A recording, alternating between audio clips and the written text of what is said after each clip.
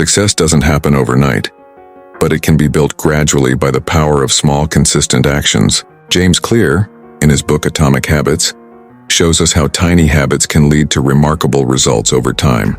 It's all about the compound effect, making small incremental improvements that, when consistently practiced, result in significant transformations. Today we're going to explore how these small habits create big changes in your life, and how you can use them to achieve long-term success. What are atomic habits? Atomic habits are the small routines and behaviors that we repeat on a daily basis. They may seem insignificant at first glance, but they are the building blocks of our overall behavior. Just like atoms are the tiny units that make up the universe, these small habits are the foundation for significant change in our lives. James Clear explains that habits are the compound interest of self-improvement. Just like money multiplies through compound interest, the effects of your habits multiply as you repeat them. They may seem small initially, but just like compounding in finance, these small actions add up over time and create exponential growth. Why do small habits matter? Often we are obsessed with making big changes in our lives. We think that in order to succeed, we need to make drastic transformations, losing a lot of weight, starting a new business, or quitting bad habits all at once. However, Atomic Habits emphasizes that real, sustainable change comes from small, incremental improvements.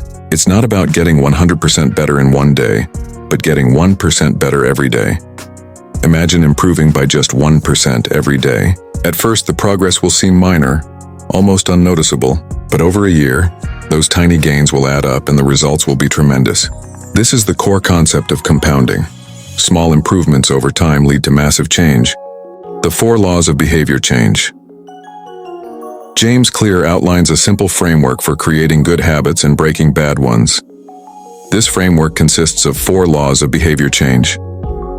Let's break them down. Make it obvious. If you want to develop a new habit, it needs to be obvious. This means structuring your environment in a way that makes your desired behavior clear and easy to follow.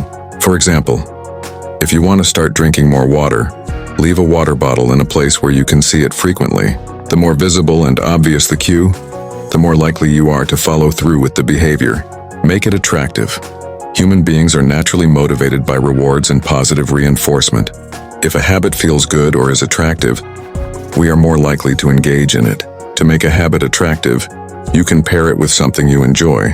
For example, if you enjoy listening to music, you could listen to your favorite playlist while exercising, turning a mundane task into something enjoyable. Make it easy. Habits need to be easy to do, especially at the start. If you make the task too difficult, you're more likely to abandon it. Focus on lowering the barriers to entry for your habits. One way to do this is by reducing the friction or the number of steps required to perform the habit. If you want to read more, keep a book beside your bed or on your desk so it's easy to pick up. The easier the habit is to start, the more likely it is to stick. Make it satisfying. We are driven by immediate rewards. If a habit feels satisfying, we are more likely to repeat it. This means celebrating small wins along the way and giving yourself positive reinforcement.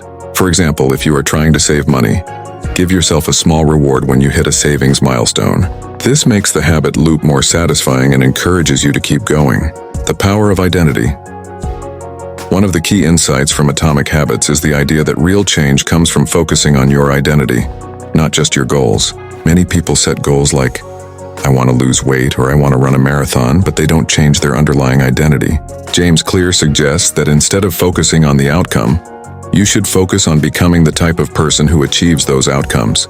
For example, instead of saying, I want to lose weight, say, I am the type of person who makes healthy choices. Instead of saying, I want to write a book, say, I am the type of person who writes every day. By focusing on identity-based habits, you are making decisions that align with the person you want to become. And over time, those small decisions will compound into major success. Existing habit acts as